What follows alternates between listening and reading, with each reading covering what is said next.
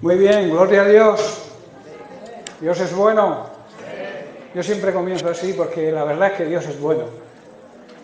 La bondad es la tendencia a hacer el bien y el Señor siempre quiere el bien y lo mejor para nosotros. Sentados. Entonces, el día de hoy es un día, digamos, especial, como he comentado al principio. Es un día en que dos personas, Andy y Verónica, van a sellar el pacto ante Dios, ese amor que ellos se tienen, de una vez y por todas, lo van a sellar hoy. Van a hacer un compromiso ante Dios mismo, ante la Iglesia y ante muchos testigos. Es un compromiso que, como la Biblia enseña, es para toda la vida. Los creyentes verdaderos, los creyentes que creemos, seguimos y servimos al Señor, sabemos que a Dios no le agrada el divorcio ni le agrada la unión ilícita. Así que hoy ellos se comprometen a sellar ese pacto.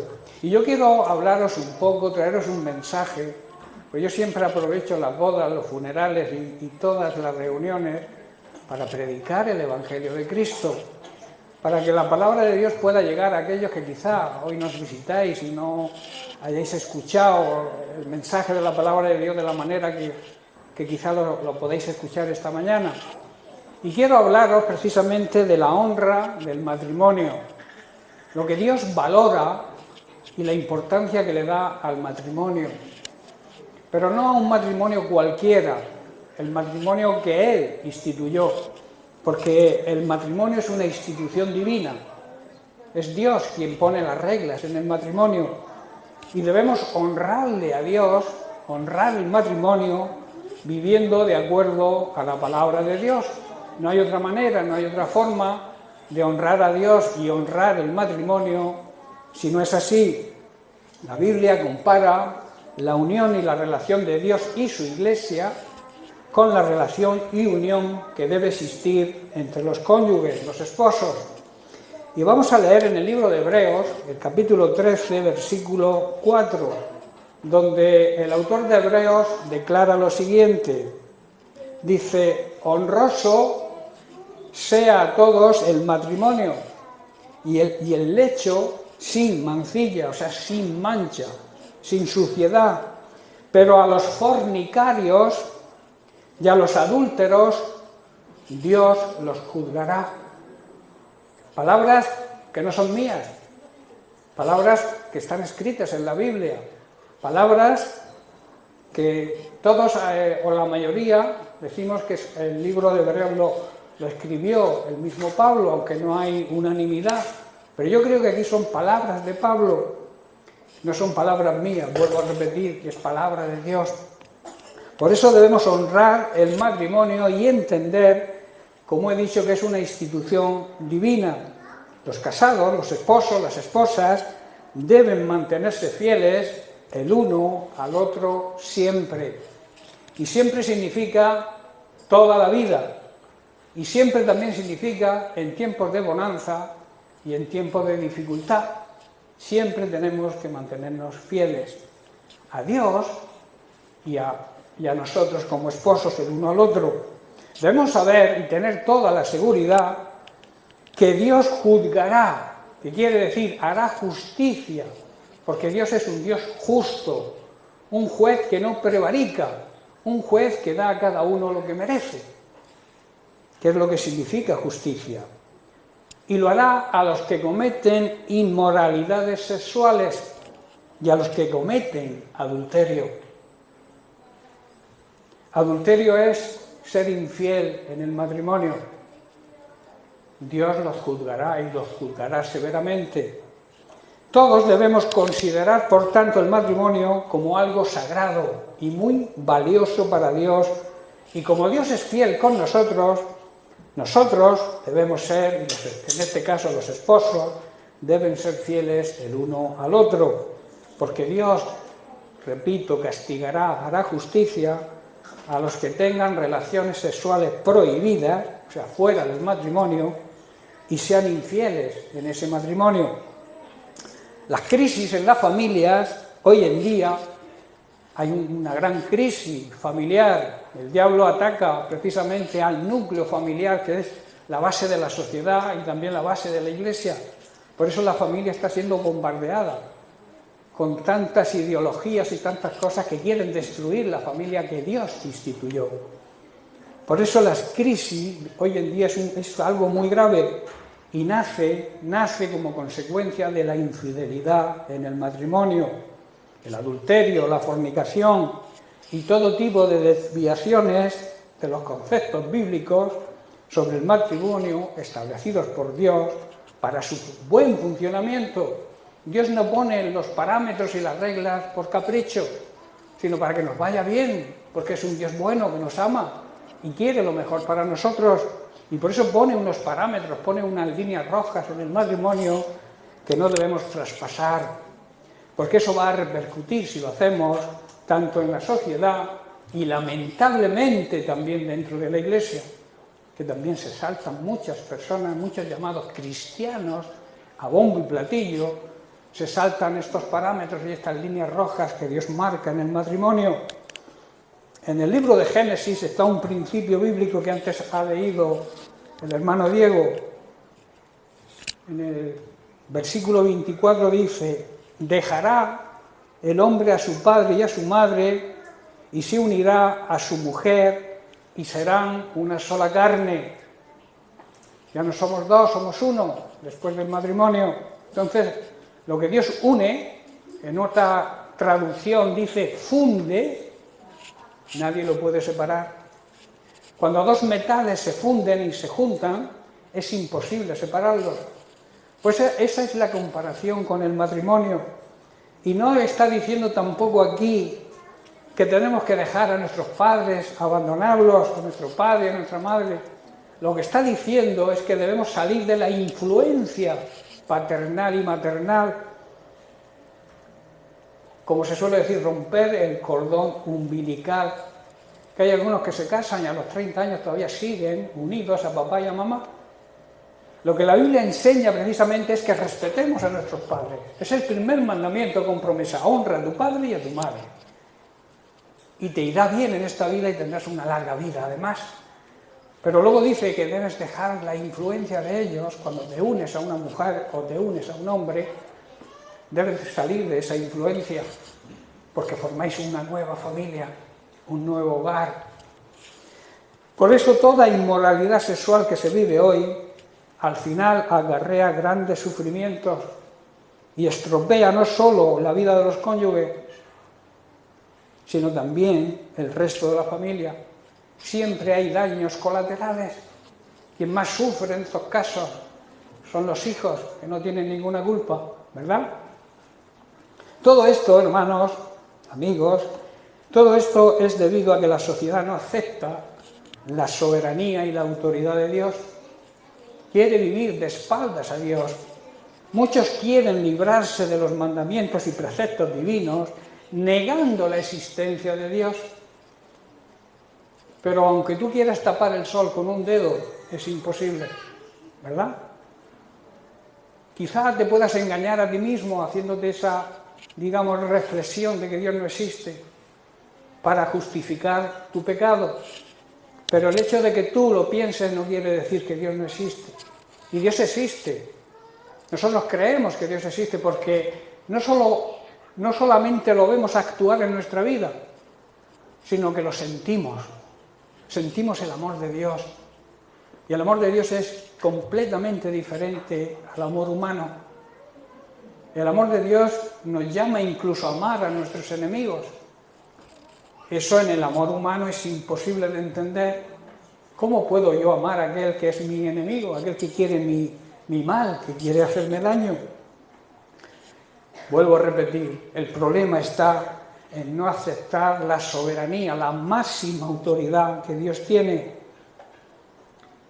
y niegan la existencia de Dios, aunque su conciencia les diga otra cosa. ¿Sabéis que todos la creación de Dios, todos los que Dios ha creado, sean fieles, sean creyentes o no sean creyentes, tienen la palabra escrita en el corazón? Eso quiere decir que todos saben crean o no crean cuando hacen una cosa bien y la hacen mal. Esa es la palabra que Dios ha escrito en los corazones de cada uno de sus criaturas. Hay creyentes que tienen cauterizada la conciencia. Hay personas incrédulas también que también la tienen cauterizada, que quiere decir insensible por la acumulación de pecados. Ya no escuchan la voz de la conciencia. La voz de la conciencia, yo compartía el otro día en la escuela bíblica, es como una señal de tráfico que te dice lo que no puedes hacer, pero no te lo impide hacer, ¿verdad? Hay una señal que te dice stop, pero no te obliga a parar. Tú decides parar. Pues esa es la conciencia, es la voz de la conciencia, la voz del Espíritu Santo a nuestro corazón para indicarnos aquello que está bien y aquello que está mal. Como he dicho, la familia es la base de la sociedad y también de la Iglesia. De ahí la cantidad de ataques que está sufriendo debido en parte a las nuevas ideologías que se están aceptando de una manera necia. Estamos aceptando ideas humanas por encima incluso de ciencias como la genética y la biología. Nunca una idea humana puede estar en contra de una ciencia. Y eso es lo que estamos aceptando, ideas humanas, ideologías de género, matrimonios, hay no sé cuántas, hay 19 clases de matrimonios que acepta hoy en día la sociedad. Todo esto son ataques contra la familia que Dios ideó, contra el matrimonio que Dios programó que fuera. Y a esto lo llaman la sociedad progresismo. Progresar es inculcarle a nuestros hijos ideas que van en contra de todo principio ético y moral. Y la mayoría mira hacia otro lado. La mayoría acepta eso como algo progresista. Menudo progreso. Vamos hacia Sodoma y Gomorra. ¿Eso es progresar? Hermanos, ninguna idea humana, vuelvo a repetir, puede contradecir una ciencia. Aunque mucha parte de la sociedad hoy vive de espaldas a Dios, las enseñanzas de la Biblia permanecen y nadie las puede ni las podrá cambiar nunca. Es como leemos en los evangelios, en Mateo, Marcos y en de Lucas también se repite, donde dice: el cielo y la tierra pasarán, pero mis palabras no pasarán. El cielo y la tierra van a desaparecer un día, hermanos, dejarán de existir, pero la palabra de Dios, que es Dios mismo, que es Jesucristo hecho carne, no va a desaparecer jamás. El cielo y la tierra dejarán de existir, pero la palabra de Dios permanecerá siempre. ¿Por qué? Porque, como yo suelo decir, la palabra de Dios no es vieja, no es antigua ni es moderna, es eterna. Y nunca pasará, nunca dejará de ser. Como cristianos tenemos el deber de aceptarla en nuestra vida y vivir de acuerdo a las leyes, a los parámetros y a los mandamientos que nos marca en todo. Y en el tema que hoy nos ocupa, en el tema del matrimonio, debemos aceptar las reglas de Dios para el perfecto estado y funcionamiento de la familia. No podemos cambiarlas, escuchad bien, incluso de mutuo acuerdo. Lo que Dios dice es lo que Dios dice. Y aunque tú te pongas de acuerdo con tu esposo o con tu esposa en separarte o en divorciarte, eso no lo aprueba Dios.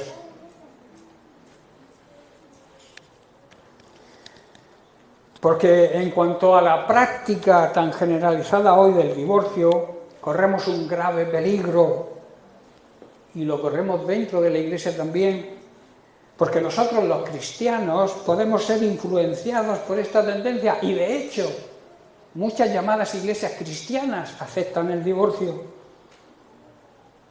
pero no podemos, los verdaderos cristianos no podemos caer en esta tendencia, porque en vez de ser influencia, somos influenciados. Nosotros tenemos que repercutir en la sociedad, no la sociedad en nosotros. Hay iglesias que se adaptan al sistema mundano, y lo que la iglesia tiene que hacer, el papel de la iglesia verdadera, es influenciar al mundo, no al revés. Por eso no aceptamos lo que la palabra de Dios no acepta. ¿Entendéis? En Mateo capítulo 19, versículo 6, Jesús dice: así que ya no son más dos. Andy, Verónica, atentos, no despistaros. Así que no soy ya más dos, repito, sino una sola carne. Por tanto, lo que Dios unió, fundió, juntó, no lo puede separar el hombre, el ser humano. Yo creo que Dios habla claro, ¿verdad? Lo que queramos hacer con la palabra de Dios es cosa nuestra. Como he dicho, es una señal que está ahí y tú debes obedecerla o no obedecerla. Si la obedeces te irá bien. Si te saltas un semáforo en rojo, igual te la pega, seguro. En el matrimonio, hermanos, ya no somos dos, sino uno solo. Y nadie puede separar lo que Dios une. Las personas que ni creen y tampoco quieren conocer a Dios, ven el divorcio como una práctica legal, porque las leyes humanas en muchos países lo autorizan, y en el que estamos precisamente en España está autorizado. Pero ante los ojos de Dios, en la mente de Dios estaba y está, sigue estando, que el matrimonio es hasta que la muerte nos separe. Y eso tenemos que tenerlo claro cuando nos comprometemos, porque no es un compromiso, digamos, no es un contrato que hacemos, es un pacto. Es un pacto ante Dios, y los pactos solamente se rompen cuando alguien de los dos fallece. El matrimonio cristiano, los verdaderos cristianos, no admitimos el divorcio. Se podría, digamos, admitir la separación, eso sí. Existen a veces motivos, malos tratos, infidelidades, que permiten que los esposos se separen, que vivan cada uno por su lado. Lo que no se admite es el recasamiento. No sé si me explico. Tú te puedes separar de tu esposo por malos tratos, o de tu esposa, que también existe, pero no te puedes volver a casar. Eso es lo que la palabra de Dios enseña. Lo digo yo, igual me estoy creando enemigos, pero no soy yo quien lo dice. Es la Biblia, es la palabra de Dios. El amor es un sentimiento, no es un sentimiento, es una decisión que se toma. Tú te enamoras y después tomas la decisión de amar. Y un cristiano ama hasta que la muerte separa. Y es una decisión porque Dios no podía basar algo tan importante como el amor en el matrimonio en un sentimiento, porque los sentimientos fluctúan, cambian, igual que las emociones, sino que lo basa en una decisión. Es lo mismo que el perdón. El perdón no es me apetece perdonar o no me apetece perdonar. Es una decisión que debemos tomar, porque debemos perdonar si queremos que Dios nos perdone a nosotros. Es una ley espiritual. La clave en el matrimonio cristiano, y escuchar bien, es dar para recibir. El amor verdadero no exige, se da a la persona que se ama. Y está pendiente de la necesidad de la persona amada. Esto es lo que se le llama la ley de la siembra. Sembramos, recolectamos lo que sembramos. Además de las consecuencias provocadas por el divorcio y el adulterio, se debe resaltar otro problema muy serio en los jóvenes de hoy. Y es muy común la unión libre, que no es otra cosa que unirse sin adquirir ningún compromiso ni responsabilidad. vivir de una manera conyugal antes de casarse para probar si son compatibles. Todo esto es una aberración y una desobediencia total a Dios. Entenderlo bien, el que tenga oídos para oír, que oiga. Y es una inmoralidad en toda regla. Esta situación, la unión libre, lleva a tener hijos con diferentes hombres o diferentes mujeres. Y a la larga son ellos los que realmente sufren. Hay parejas que tienen hijos de 2 mujeres o hijos de 2 hombres o de 3. Hermanos, eso es una aberración. No te llames cristiano si vives de esa manera. Arrepiéntete, arregla tu situación en la manera que puedas y entonces te podrás llamar cristiano.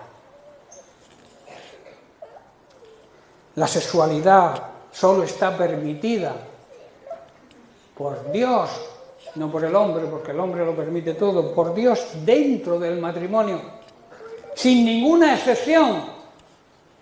Toda práctica sexual fuera del matrimonio, la Biblia lo califica de fornicación. Y mirad lo que dice el apóstol Pablo, repito, no soy yo quien lo dice. Pablo declara, ¿no sabéis que los injustos, los pecadores, no heredarán el reino de Dios?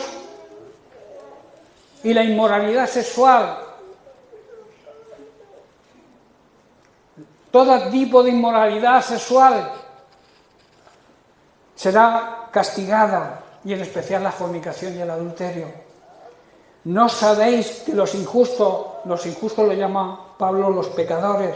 Eso está en 1 Corintios capítulo 6, versículos 9 y 10, para aquellos que siguen la Biblia. No heredarán el reino de Dios, o sea, se condenarán, es lo que está diciendo. Y añade, no os equivoquéis, no os engañéis a vosotros mismos, ni los fornicarios, ni los idólatras, ni los adúlteros, ni los afeminados, ni los que se echan con varones, ni los que se echan mujeres con mujeres, ni los ladrones, ni los ávaros, ni los borrachos, ni los maldicientes, ni los estafadores heredarán el reino de Dios. Es una lista bastante extensa, ¿verdad? Es una relación de pecados que impiden que entremos en el reino de Dios. O sea, si no entramos en el reino de Dios, ¿dónde entramos? En el reino de nuestro enemigo el diablo, en el infierno. Y esto es duro de decirlo, y vuelvo a repetir, igual me estoy creando enemigos. Pero aquí es Pablo quien está diciendo esto. El apóstol Pablo, que escrito casi media Biblia. Pablo aquí, como vemos, enumera una serie de pecados que impiden la entrada en el reino de Dios y curiosamente la encabeza la fornicación, la unión libre antes del matrimonio, las relaciones sexuales fuera del matrimonio. Por eso en el versículo 18, un poco más adelante, dice, huid de la fornicación, salid corriendo si se os presenta la tentación. ¿Qué es lo que hizo José cuando fue tentado por Betsabé, por la hija de por la esposa de Potifar, que quiso acostarse con él y él salió corriendo? A veces correr no es de cobarde, es de valiente. Y Pablo dice, huid de la fornicación. Pablo nos dice que la fornicación es un pecado que se comete contra nuestro propio cuerpo. Y nos recuerda a los creyentes que nuestro cuerpo es el templo, es el santuario donde habita Dios. Como cristianos no debemos ser influenciados por las corrientes pecaminosas que siguen las personas de este mundo, que no creen. Por el contrario, debemos, con nuestra obediencia a Dios, ser influencia para ellos, como dije antes. Honremos, por tanto, ya estoy terminando este mensaje, honremos el matrimonio y así estaremos honrando a Dios que lo instituyó. Y quiero terminar con unas palabras de gran sabiduría y que todos deberíamos aplicarnos. Las escribió el sabio Salomón y habla de las ventajas que tiene el matrimonio cristiano. Dice así: alguien que está solo puede ser atacado y vencido, pero si son dos, se ponen espalda con espalda y logran vencer. Mejor todavía si son tres. Aquí se refiere a Cristo dirigiendo nuestra vida, porque una cuerda triple no se rompe fácilmente. El cordón de 3 dobleces difícilmente se rompe. El esposo, la esposa y Cristo, que significa su palabra reinando en nuestro hogar, esta unión debe ser perpetua. Que Jesús, Verónica, Andy, que Cristo reine en vuestra casa. No darle nunca de lado. Cordón con 2 dobleces se puede romper, pero con 3 difícilmente se rompe. Amén. Bien.